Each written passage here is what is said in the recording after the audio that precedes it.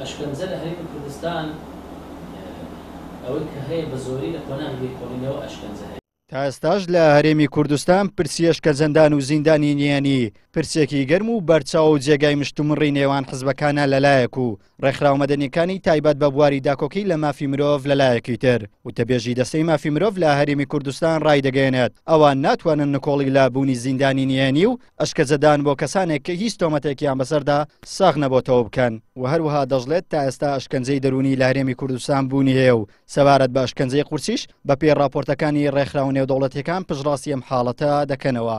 بەڵگەکان بخەینە ڕوو من پێم وایە هیچ کەسێک ناتوانێت کۆڵی بکات بەڵام من بۆیە ناڵێم هەیە یان نییە نەدەتوانم بڵێم هەیە نەدەتوانم بڵێم نییە ئەمە ڕێی ئێمەیە. ئەشکەنجەدان دوو جۆری هەیە ئەشکەنجەدانی دەرونی کە لە ڕووی سایکۆلۆژی و دەرونیەوە ئەم کەسە ئەشکەنجە دەدرێت ئەشکەنجەدانی جەسەدی کە ئەشکەنجەدانی جەسەدی جەنابتان دەزانن بەلێدان بابەتانە دەست پێ دەکات تا بەکارهێنانی ئامێر بۆ ئاعترافکردن.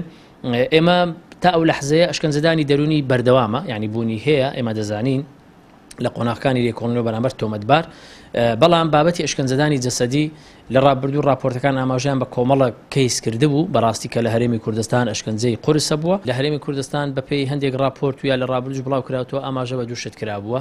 یەکەم ئەوەیە کە بەندیخانەی نهێنی هەیە بەندیخانەی حیزبی نهێنی هەیە دووش ئەشکەنجەی قورس بەرامبەر ئەو خەڵکانەی کە بە زۆر زاروتویانە بە هۆکاری سیاسی دەستگیر کراون.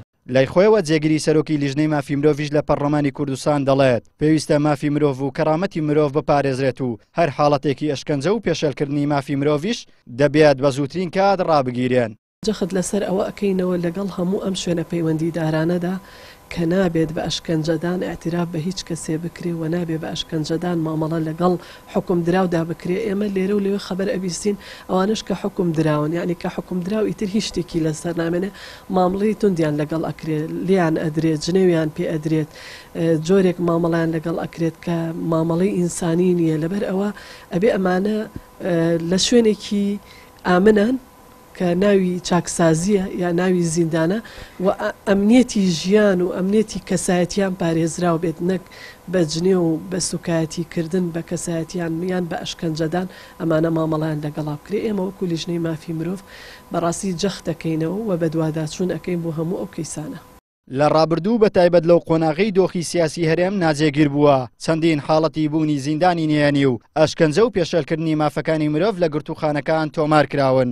گەرچی و حاڵەتانە هێشتان بە دیکۆمێن نەکراون و ناتواندرێت بسەلمێنرێت بەڵام بەربڵاویان لە ڕابردوو چەندین بەڵگەی داوەتە دەست ژمارەیەک لە پەرلەمانتاران و ڕێکخراوە نێودەوڵەتیەکانیش. عیمران ئەمیر کەناڵی ئاسمانی پەیام هەولێر.